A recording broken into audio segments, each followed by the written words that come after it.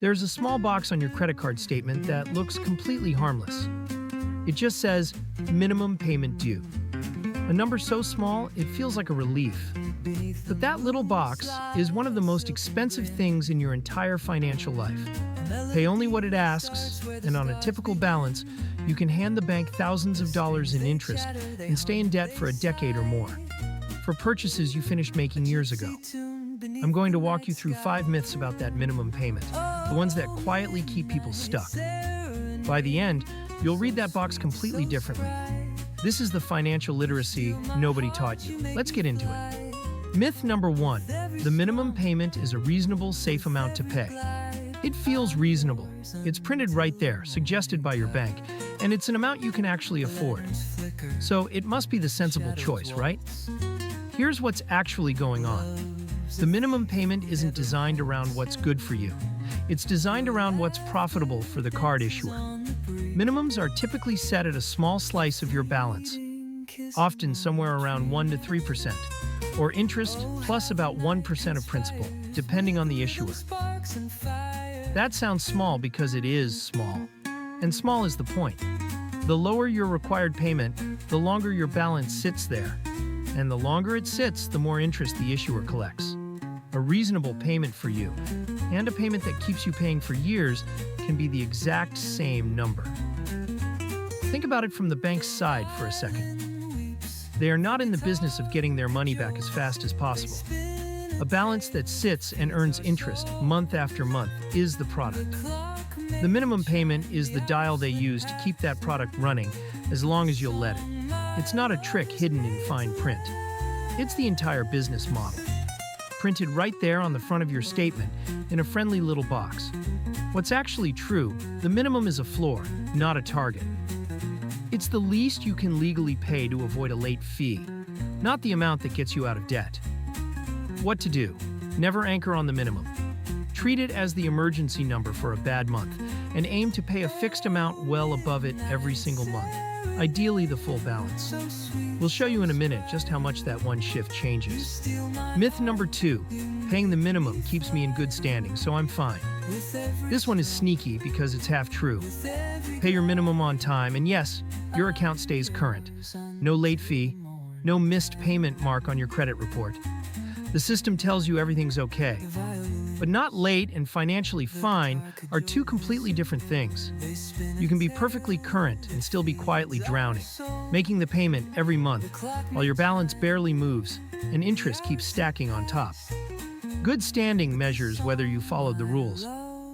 It says nothing about whether you're actually getting out of debt. What's actually true? Staying current protects your credit score, and that matters. But it is the bare minimum, not a finish line. A green check mark on a balance that never shrinks is a slow-motion problem wearing a smile. What to do? Stop measuring success by, did I make the payment? Start measuring it by, is my balance lower than last month? That single change in scorekeeping is the difference between treading water and swimming to shore. Myth number 3, most of my minimum payment goes to paying down what I owe. You make a payment, you assume most of it chips away at your balance. The principal, the actual money you borrowed. It feels obvious, but especially early on, that's not how the math works. When your balance is high and your payment is small, a large share of that payment is eaten by interest first. What's left over to reduce your actual debt, the principal, can be surprisingly tiny. Let's make it concrete, with stated assumptions so you can see the direction clearly. In this example, a $5,000 balance at a 24% annual rate, paying only a roughly 2% minimum, most of your early payments barely touch the $5,000 you actually owe. The balance creeps down so slowly it can feel broken. And here's the punchline of this example. Stretched over all those years, the total interest you pay can rival, or even exceed, the original amount you borrowed. You effectively pay for the same stuff twice. Present that as directional, not a to-the-penny promise. But the direction is not in doubt. High rate plus tiny payment equals many years and a mountain of interest. What's actually true, at the start, your minimum payment is mostly rent on the debt, not repayment of it. What to do? There's actually a legally required tool for this, and it's hiding on your own statement. Stay with me. That's myth 4. Myth number 4. Adding a little extra each month barely makes a difference. When the balance is big and the payoff is years away, throwing in an extra $20, $50, $100 feels pointless. Like bailing out a boat with a teaspoon. It is the opposite of pointless. And this is the most important reversal in the whole video. Here's why. Once interest takes its cut, every extra dollar you pay goes almost entirely against the principal, the real debt.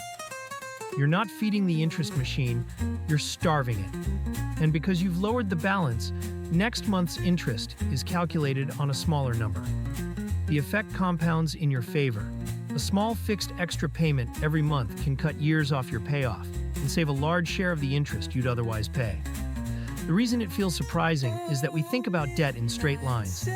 But interest works in curves. Small inputs early bend the whole curve.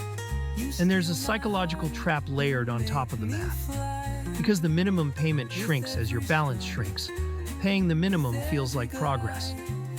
The number on the statement keeps going down. But a smaller required payment isn't a reward. It's the brake being applied again. The bank lowers the bar, you lower your effort to match it, and the finish line keeps sliding away. Holding your payment flat is how you refuse that bargain. What's actually true, extra payments are most powerful, precisely when it feels like they matter least. Early, when the balance is high. What to do? Pick a fixed amount above the minimum that you can sustain. And keep it the same even as the minimum drops. That last part is the trick. As your balance falls, the bank's required minimum falls too, which quietly slows you back down. Lock your payment in place and let it do the work. Myth number 5, 0% intro APR or deferred interest means I'm safe. 0% interest sounds like free money, and a no interest if paid in full offer sounds even safer. Sometimes these deals genuinely help, but they hide 2 traps worth understanding before you lean on them. Trap 1, the 0% is temporary. It's an intro rate with an expiration date. When that window closes, the regular APR kicks in, often a high one, and starts charging interest on whatever balance is left. If you've been paying only the minimum, coasting on that 0%, you can hit the deadline with a big balance, and suddenly the meter is running fast. Trap 2 is even sharper. Deferred interest. These are the no interest if paid in full by such and such date promotions, common on store cards and big purchases. The catch is in the word deferred. The interest isn't waived, it's parked. If you don't pay the entire balance off before the deadline, many of these plans charge you interest going all the way back to the original purchase date. Not on what's left, on the whole thing, retroactively. What's actually true, 0% and deferred interest offers are tools with deadlines, not free passes. The danger isn't the offer, it's paying the minimum and forgetting the clock. What to do? If you use one of these, read the terms and find the expiration date and the exact words around deferred interest. Then build a plan to clear the full balance before the deadline. Not the minimum, the whole thing. Treat the end date as the real due date.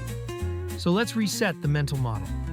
The minimum payment is a floor, not a target. The least you can pay, not the amount that frees you. Staying current protects your credit, but a balance that never shrinks is still a problem. Early on, most of your payment is interest, not repayment. You're renting the debt. A small, fixed extra payment, held steady even as the minimum drops, bends the whole curve and can save you years and a large chunk of interest. And 0% or deferred interest deals are countdowns, not gifts. The minimum plus a forgotten deadline is where they bite. And one last thing, and it's a real useful one. Since the 2009 Card Act, U.S. credit card statements are legally required to include a minimum payment warning box.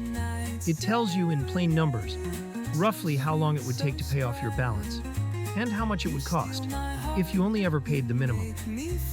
That box was put there specifically so this trap couldn't stay invisible. Go find that box on your own statement tonight. Read the number it shows for paying only the minimum. That number is the trap, written down in black and white. And now you know exactly how to beat it. If this changed how you see that little box, subscribe to Money Mechanics. We break down one money myth at a time, clearly with the evidence and with zero hype. This is the financial literacy nobody taught you. And next, we're opening up the engine behind all of this, how credit card interest is actually calculated, daily rates, compounding, and why your balance can grow even in a month you didn't spend a dime. It's the piece that makes everything today click into place. I'll see you there.